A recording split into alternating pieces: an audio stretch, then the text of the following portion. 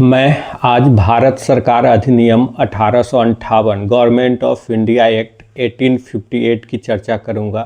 लेकिन आइए उससे पहले हम देखते हैं कि बीपीएससी में किस तरह के प्रश्न पूछे गए हैं। आप जानते हैं कि 68 बीपीएससी 68वीं बीपीएससी के बाद के साथ ही 68वीं बीपीएससी से बीपीएससी मेंस के जीएस फर्स्ट सेक्शन में शॉर्ट क्वेश्चन को शामिल किया गया था। 5 शॉर्ट क्वेश्चन पूछे जाते हैं और अब तक का जो ट्रेंड रहा है 68, 69 और 17th बीपीएससी, उससे एक बात स्पष्ट है जो कि ब्रिटिश संसद के द्वारा भारत में शासन संचालन के लिए जो अधिनियम अलग अलग समय पर पारित किए गए, उस अधिनियम से एक शॉर्ट नोट्स आता ही है। और चूँकि सिलेबस में हमारा जो आधुनिक भारत का इतिहास पढ़ना है वो 19वीं शताब्दी के मध्य से पढ़ना है, और जो अधिनियम ब्रिटिश संसद द्वारा पारित किए गए बीपीएससी में पूछा जा रहा है वो 1857 के बाद से, यानी 1857 के विद्रोह के बाद जब भारत पर कंपनी शासन के जगह ब्रिटिश क्राउन का शासन स्थापित हुआ, उसके बाद से जो अधिनियम पारित किए गए हैं उसी के ऊपर प्रश्न पूछे जा रहे हैं। और सिलेबस में भी जो इतिहास आधुनिक भारत का शामिल है वो 19वीं शताब्दी के मध्य से है। तो जो 1857 के बाद या 19वीं शताब्दी के मध्य के बाद से जो पहला अधिनियम पारित किया गया था ब्रिटिश संसद के द्वारा भारत में शासन संचालन के संबंध में, वो है government of India act 1858, Bharat सरकार अधिनियम 1858। तो आज हम उसी की चर्चा करेंगे, लेकिन उससे पहले अभी देखते हैं कि इस अधिनियम से बीपीएससी के द्वारा कौन से प्रश्न पूछे गए हैं। तो जो पहला प्रश्न है वो है भारतीय परिषद अधिनियम 1861, द इंडियन काउंसिल्स एक्ट 1861। ये आपको पूछा गया है 2025 में 70वीं बीपीएससी में पूछा गया। अगला है भारतीय परिषद अधिनियम 1892, इंडियन काउंसिल एक्ट 1892। ये आपको पूछा गया था 69th बीपीएससी में पूछा गया। और तीसरा है भारत सरकार अधिनियम 1858, गवर्नमेंट ऑफ इंडिया एक्ट 1858। ये आपको पूछा गया था 68 बीपीएससी में। तो आपने देखा कि 1858 का अधिनियम पूछा गया 68 में, फिर 1892 का इंडियन काउंसिल एक्ट पूछा गया 69 में, और फिर 1861 का भारत परिषद अधिनियम पूछा गया 70वीं बीपीएससी में पूछा गया। तो ये 3 अधिनियम अभी तक पूछे गए हैं। और जो आगे के अधिनियम आपके बन रहे हैं वो है 1909 का मार्ले मिंटो एक्ट के नाम से हम जिसको जानते हैं। 1919 में एक आया जिसको हम कहते हैं मॉन्टेग्यू चेम्सफोर्ड सुधार अधिनियम, और एक 1935 में जिसको हम कहते हैं भारत सरकार अधिनियम 1935। तो ये 3 और हैं, 1909 का अधिनियम, 1919 का अधिनियम और 1935 का अधिनियम। 3 पूछे जा चुके हैं और 3 इसके अलावा और बच रहे हैं। तो हम इन 6 क्वेश्चन को देखेंगे। हम इन 6 शॉर्ट जो नोट्स है इसमें से एक शॉर्ट नोट्स तो आपका पक्का ही आ जाएगा। हम इन 6 को देखेंगे और लेकिन पहले जो इम्पोर्टेंट बन रहा है हम उसको देखेंगे। तो हम शुरू करेंगे आपका भारत सरकार अधिनियम 1858 से। तो आइए हम अब भारत सरकार अधिनियम 1858 को देखते हैं।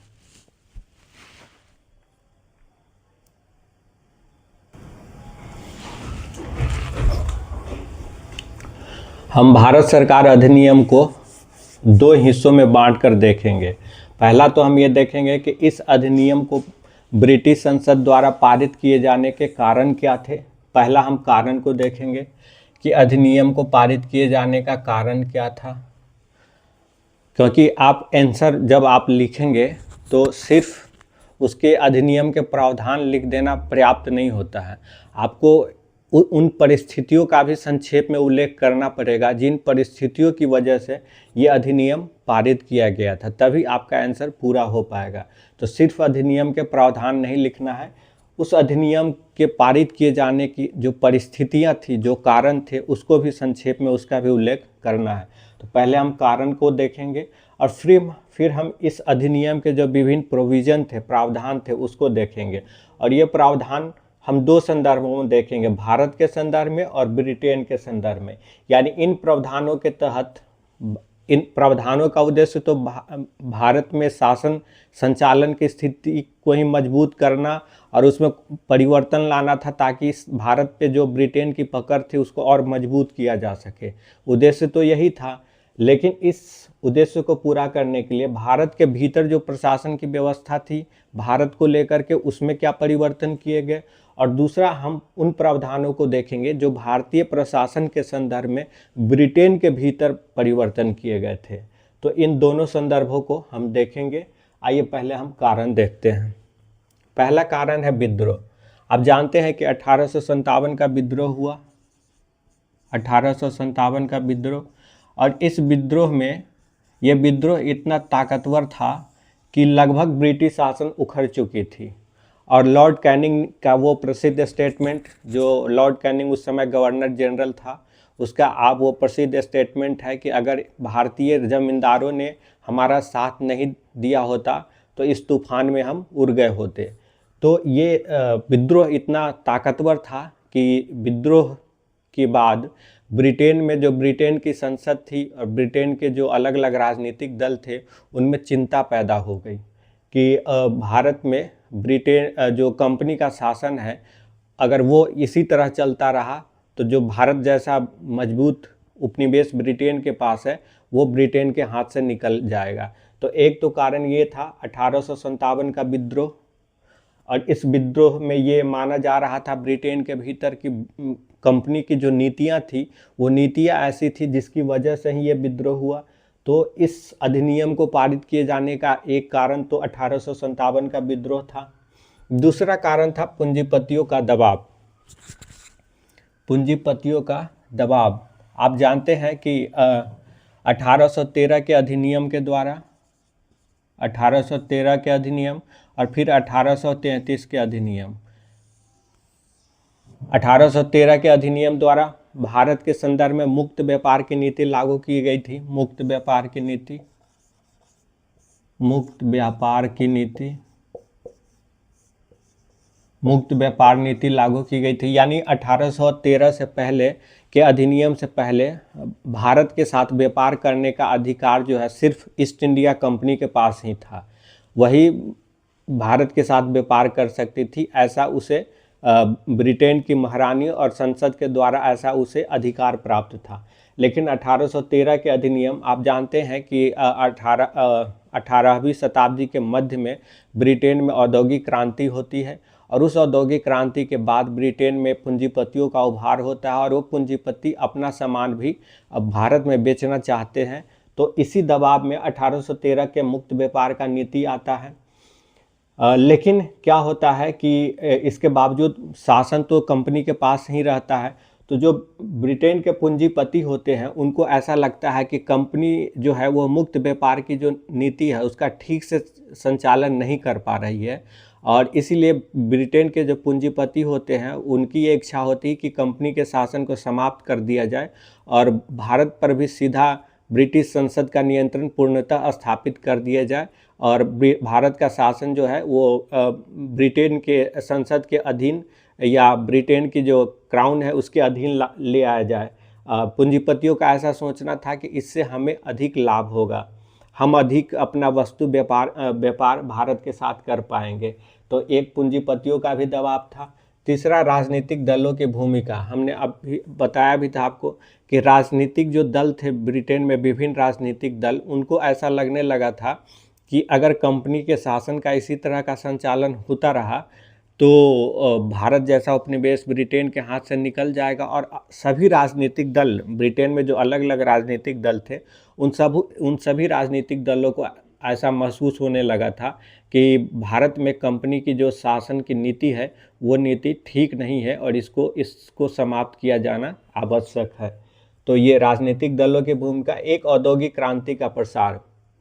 हमने अभी आपको बताया कि औद्योगिक क्रांति की शुरुआत 18वीं शताब्दी के मध्य से, लगभग 1760 ईस्वी से 18वीं शताब्दी के मध्य से ब्रिटेन में हुआ, लेकिन 19वीं शताब्दी के मध्य तक आते आते, यानी कि 1850 तक आते आते औद्योगिक क्रांति का प्रसार दुनिया के अलग अलग हिस्सों में होने लगता है, विशेष रूप से यूरोप में, और दुनिया के अलग अलग देशों का औद्योगिकरण होता है और वो सारे देश ऐसे उपनिवेश की तलाश करने लगते हैं जहां वो अपने उत्पाद, उनके उद्योगों में जो उत्पाद तैयार हो रहा है उसको बेच सके और उस उत्पाद को तैयार करने के लिए विदेशी सरजमी से रॉ मटेरियल, कच्चे माल को प्राप्त कर सके। तो ये कच्चे माल की प्राप्ति और उत्पाद माल के बिक्री के लिए उपनिवेश तलाशने की एक होड़ शुरू हो जाती है। ऐसी स्थिति में ब्रिटेन के समक्ष एक चुनौती होती है कि अपना जो पहले से वर्चस्व है दुनिया के बाज़ार पे, उसको कैसे बनाए रखा जाए, और इसके लिए आवश्यक हो जाता है कि भारत जैसे देश पे ब्रिटेन का जो पकड़ है उसको और अधिक मजबूत बनाया जाए। तो ये 4 कारण मुख्य थे जिसकी वजह से 1858 का भारत सरकार अधिनियम पारित किया गया था, और इसमें सबसे प्रमुख और तात्कालिक कारण आपका 1857 का विद्रोह था। अब हमने कारण देख लिया, अब हम आते हैं इनके अलग अलग प्रावधान क्या है उस पर आते हैं।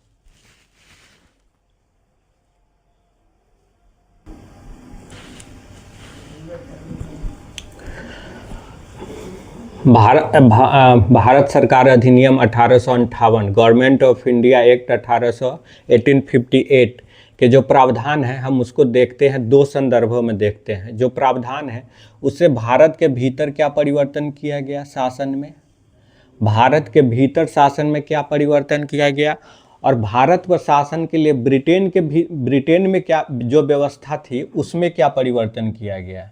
यानी हम इसको 2 संदर्भ में देखेंगे। एक तो भारत के भीतर क्या परिवर्तन किया गया शासन के स्तर पर, और दूसरा भारत के शासन के लिए ब्रिटेन में जो व्यवस्था थी उस व्यवस्था में किस तरह के परिवर्तन किए गए। तो आइए हम देखते हैं। पहला काम ये किया गया कि भारत पर ईस्ट इंडिया कंपनी के शासन को समाप्त कर दिया गया। ईस्ट इंडिया कंपनी के शासन को समाप्त कर दिया गया, और जब ईस्ट इंडिया कंपनी के शासन की समाप्ति होगी तो जाहिर है ये शासन किसी के पास जाएगा। तो ब्रिटिश संसद ने ईस्ट इंडिया कंपनी के शासन को समाप्त कर भारत पे शासन का अधिकार ब्रिटिश क्राउन को सौंप दिया। किसको सौंप दिया? ब्रिटिश क्राउन को। ब्रिटिश क्राउन को सौंप दिया। दूसरा हुआ कि भारत में वायसराय के पद की व्यवस्था की गई। अब जानते हैं कि अभी तक जो 1857 के विद्रोह तक भारत में गवर्नर जनरल के पद की व्यवस्था थी। भारत में शासन संचालन का जो सबसे बड़ा अधिकारी था वो था गवर्नर जनरल। लेकिन चूंकि अब ये गवर्नर जनरल की चूंकि शासन ब्रिटिश क्राउन के हाथ में चला गया था, तो गवर्नर जनरल की जगह वायसराय के पद का व्यवस्था किया गया। पद नाम बदल करके वायसराय कर दिया गया। वायसराय का अर्थ होता है सम्राट का व्यक्तिगत प्रतिनिधि। वायसराय का अर्थ होता है सम्राट का व्यक्तिगत प्रतिनिधि। सम्राट का व्यक्तिगत प्रतिनिधि।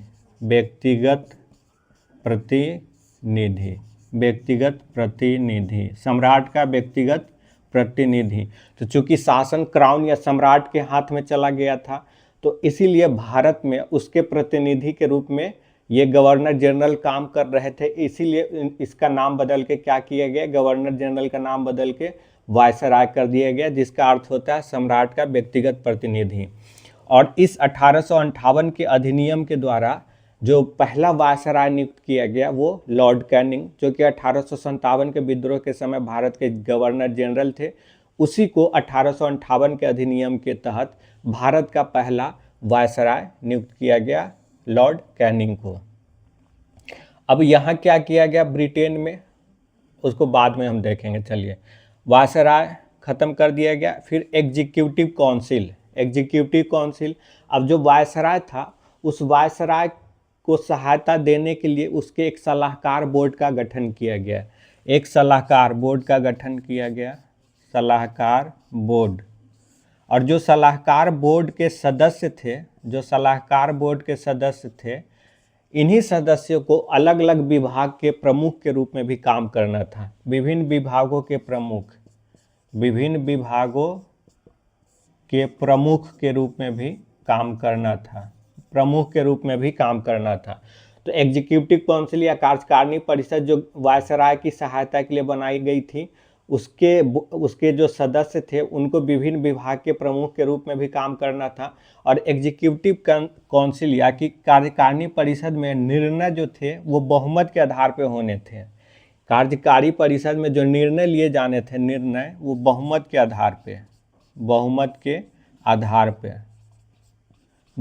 आधार पर निर्णय लिए जाने थे। लेकिन वायसराय को ये अधिकार था कि वो चाहे तो बहुमत के निर्णय को रद्द कर सकता है। वायसराय को बहुमत के निर्णय को रद्द करने का अधिकार प्राप्त था। निर्णय को रद्द करने का अधिकार प्राप्त था। वायसराय को यह अधिकार था कि वो चाहे तो कार्यकारी परिषद के में बहुमत से जो निर्णय लिए गए हैं उस निर्णय को वो रद्द कर सके। तो ये था आपका भारत के भीतर जो व्यवस्था में परिवर्तन किया गया था। अब हम ब्रिटेन के भीतर क्या परिवर्तन हुआ उसको देखते हैं। तो पहला कि यहाँ कंपनी शासन का अंत हुआ, तो ये शासन ब्रिटिश क्राउन के हाथ में चला गया। तो जब ये ब्रिटिश क्राउन के हाथ में चला गया, तो जब यहाँ कंपनी शासन था, तो कंपनी शासन के दौरान यहाँ भारत के राजनीतिक और प्रशासनिक मामलों की देख के लिए बोर्ड ऑफ कंट्रोल की व्यवस्था थी। कंपनी शासन जब था तो भारत में राजनीतिक और प्रशासनिक मामलों की देख के लिए, कंपनी शासन के दौरान भारत में राजनीतिक प्रशासनिक मामलों की देख के लिए कंपनी के द्वारा ही, ईस्ट इंडिया कंपनी के द्वारा ही, आप जानते हैं कि 1784 में पिट्स इंडिया एक्ट पारित किया गया था। 1784 में पिट्स इंडिया एक्ट, और इस पिट्स इंडिया एक्ट के तहत ही बोर्ड ऑफ कंट्रोल की व्यवस्था की गई थी। 1784 के पिट्स इंडिया एक्ट जो ब्रिटिश संसद के द्वारा ही पारित किया गया था, इस पिट्स इंडिया एक्ट के तहत ही भारत में राजनीतिक और प्रशासनिक का जो मामला था उसको देखने के लिए ब्रिटेन के भीतर एक बोर्ड ऑफ कंट्रोल का गठन किया गया था, नियंत्रण बोर्ड का गठन किया गया था। लेकिन अब कंपनी शासन का खत्म हो गया, तो बोर्ड ऑफ कंट्रोल की व्यवस्था को भी खत्म कर दिया गया और शासन क्राउन के हाथ में आ गया। तब क्राउन की सहायता के लिए, क्राउन के सलाहकार के रूप में, यानी कि भारतीय मामलों में क्राउन को सहायता देने के लिए, ब्रिटिश क्राउन को सहायता देने के लिए एक नया पद बनाया गया था जिसका नाम था सेक्रेटरी ऑफ स्टेट। एक नया पद बनाया गया, नया पद जिसका नाम था सेक्रेटरी ऑफ स्टेट, जिसको भारत सचिव या भारत मंत्री भी कहते थे। तो सेक्रेटरी ऑफ स्टेट का पद बनाया गया जिसका काम क्या था कि भारतीय मामलों में क्राउन को सहायता देना। ये सेक्रेटरी ऑफ स्टेट जो था वो लंदन में ही रहता था। जैसे बोर्ड ऑफ कंट्रोल के जो लोग थे वो लंदन में रहते थे, उसी तरह सेक्रेटरी ऑफ स्टेट भी लंदन में ही रहता था। अब इस सेक्रेटरी ऑफ स्टेट को सहायता देने के लिए, सेक्रेटरी ऑफ स्टेट को सहायता देने के लिए 15 सदस्यीय परिषद का गठन किया गया। 15 सदस्यीय एक परिषद का गठन किया गया जिसका काम था कि भारतीय मामलों में सेक्रेटरी ऑफ स्टेट को सलाह देना, और फिर सेक्रेटरी ऑफ स्टेट का काम था कि ब्रिटिश क्राउन को सलाह देना। तो ये हमने देखा कि भारत सरकार अधिनियम 1858 के तहत भारत में प्रशासन को लेकर किस तरह के परिवर्तन किए गए थे। हालांकि इस परिवर्तन का कतई उद्देश्य भारत के लोगों को कोई लाभ देना नहीं था, बल्कि इस परिवर्तन के बाद भारत पर ब्रिटिश अंकुश और ब्रिटिश नियंत्रण और अधिक मजबूत हो गया। तो ये था आपका भारत सरकार अधिनियम 1858, और इसी तरह बाकी के जो अधिनियम हैं उस सब की मैं एक एक करके चर्चा करता जाऊंगा। और आपने अगर चैनल को सब्सक्राइब नहीं किया है तो सब्सक्राइब कर लीजिए।